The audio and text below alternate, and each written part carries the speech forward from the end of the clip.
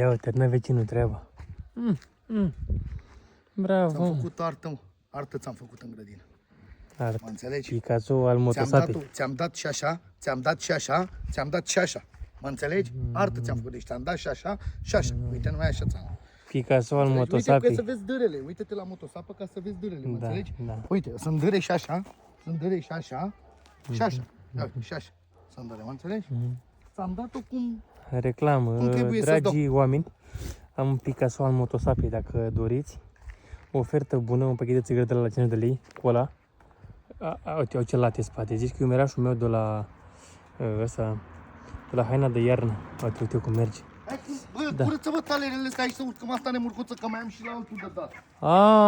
Păi ți-ai făcut firmă, fermierul cel vitez, Hai, sau mă, hai cum? odată, bă, punem mâna și dă-ți astea, hai. Deci, oameni buni, vă recomand Picasso, încă o dată vă arăt arta pe care a făcut-o.